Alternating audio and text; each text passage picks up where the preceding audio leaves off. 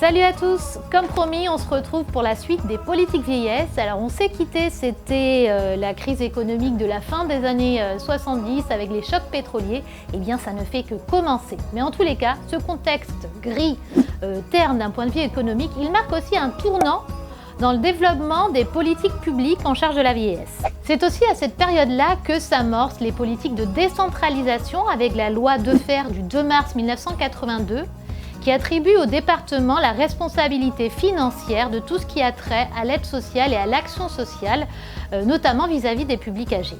Et c'est donc dans ce climat de décentralisation et de restriction budgétaire et de maîtrise des dépenses que se met en place un nouveau cycle, l'acte 2 des politiques vieillesse. On passe donc d'une gérontologie sociale caractérisée par le rapport Larocque qui met en avant le troisième âge, actif, autonome, participatif, mais on va passer de cette approche-là à un modèle plus pathologique et médical du vieillissement qui met en avant surtout les incapacités des personnes âgées et c'est ce regard-là qui va profondément marquer les prochaines décennies et la période actuelle dans laquelle nous vivons. Dans les décennies 80-90, les politiques vieillesse, elles ne visent plus directement l'inclusion sociale. Leur credo, c'est la prise en charge de la dépendance. Une prise en charge comptable. On mesure les incapacités, on évalue la quantité d'aide et on détermine le coût qui est associé à cette prise en charge. Ce contexte de restriction budgétaire, il n'empêche pas le mouvement d'institutionnalisation des politiques vieillesse de se poursuivre. En 1981, c'est la création du premier secrétariat aux personnes âgées. Mais par contre, les moyens alloués sont très réduits. En 1988, on crée la commission d'études sur les personnes âgées dépendantes et les rapports s'ensuivent qui préconisent encore le maintien à domicile, mais également le remplacement de la CTP par une autre prestation en nature qui serait spécifique aux personnes âgées. Donc on continue d'encourager les dispositifs de maintien à domicile, mais cette fois, on s'oriente vers une diversification des modes d'aide. 1. On facilite l'emploi direct auprès de particuliers avec l'exonération des charges patronales pour les personnes âgées de plus de 70 ans et la création des services mandataires. Plus tard, au début des années 90, on va créer les chèques-services qui deviendront plus tard les CESU. Toujours dans les années 1990, on ouvre le secteur de l'aide à domicile aux entreprises à but lucratif sous condition d'agrément. La logique d'emploi, elle s'insère finalement à cette époque-là dans les enjeux autour de les politiques vieillesse avec en trame de fond la libéralisation du secteur de l'aide à domicile. Dans les années 1990, on voit aussi apparaître les bases de ce qui caractérisera le système assistentiel pour les personnes âgées dépendantes. Alors, système assistentiel, vous allez me dire qu'est-ce que ça veut dire?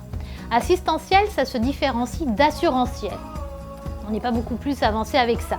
Assistentiel, ça signifie un système d'aide donné à une personne qui en a besoin, qui a besoin de cette aide. Assurantiel, c'est donner une aide, une allocation, à une personne qui a cotisé pour cela. Première base qui se met en place, la nomenclature de la grille Agir. Alors la grille Agir, Agir c'est pour autonomie, gérontologie, groupe ISO, ressources. C'est la méthode qui sert à déterminer le niveau de perte d'autonomie d'une personne âgée et à définir les moyens à allouer. La création d'un tel instrument de mesure, il n'est pas propre au médico-social et aux personnes âgées en perte d'autonomie. Au contraire, c'est un modèle de calcul, de gestion financière qui vient du domaine de la santé et qui est apparu aux États-Unis dans les années 50-60 et en France à peu près dans les années 90. L'idée de ces instruments de mesure, elle est très simple. À l'aide d'algorithmes, on va rassembler des individus en groupes homogènes.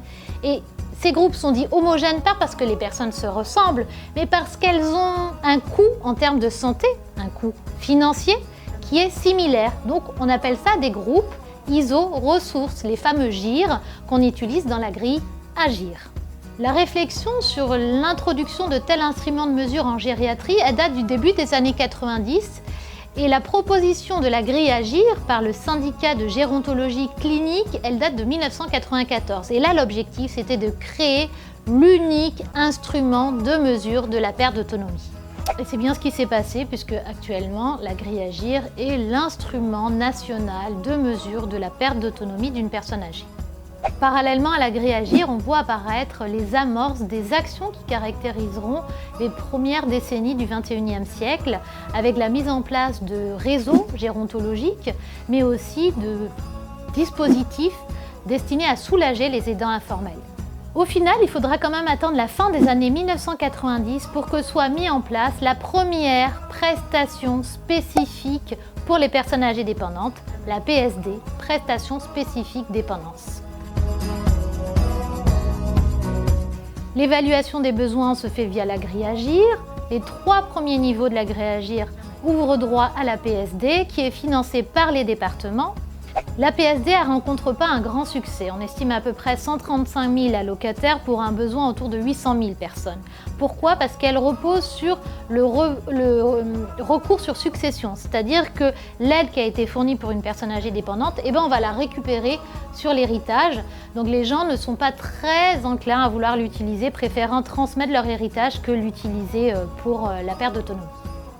Petite parenthèse, je l'évoquais dans la précédente vidéo, avant ça il n'y avait pas d'aide spécifique. Pour les personnes âgées dépendantes, on allait utiliser l'ACTP, l'allocation compensatrice tierce personne, qui pourtant à l'origine, à sa création en 1975, était destinée à des publics de moins de 60 ans en situation de handicap.